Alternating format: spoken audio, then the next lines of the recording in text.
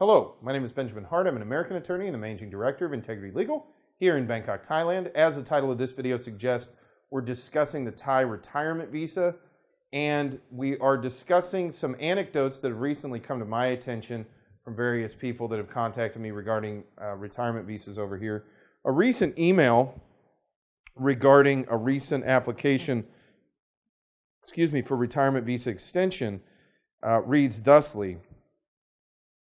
Just before heading to the U.S., I renewed my visa at my hometown immigration office. Even though I had the embassy letter, they wanted to see my bank book showing my last year's transfers to Thailand.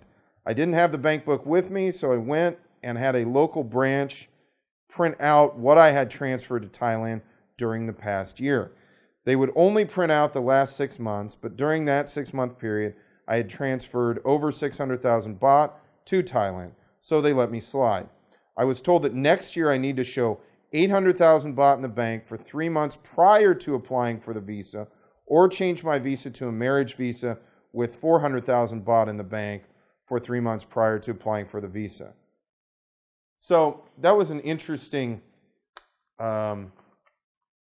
set of information there. Some of that would seem to comport with the rules that we've been reading in the various sources across the internet. For example, they are showing leniency throughout 2019 while folks are transitioning into this new regime with respect to financial evidence.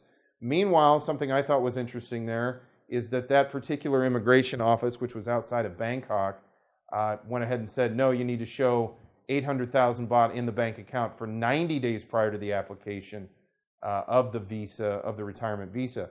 And that's very different than what we've read, which is 60 days prior. I think 60 days prior is the hard and fast rule, and I think if it's sort of brought to bear with respect to those rules, I think you can fall back on that. But that being said, this particular office said 90 days. Now, they may just be reading the rules wrong. I don't know, but that was rather interesting. Also, it should be noted this individual is married to a Thai, and so for that reason has the option of either maintaining retiree status or switching over to a Thai O visa based on marriage and then seeking a visa based on 400,000 baht in the account. Again, I thought it was quite interesting. This individual also had a validly issued income affidavit that was issued back in 2018. And as I've stated in another video on this channel, there's been some question as to how long they're going to keep maintaining that particular piece of evidence. It appears now, at least anecdotally, that they're not going to keep accepting that. So it's a good idea to just go ahead and not assume that that's going to happen. That being said, I thought it was interesting. That's why I went ahead and made this video. As we get more information, as further things come in with respect to retirement visas, we'll certainly update this channel.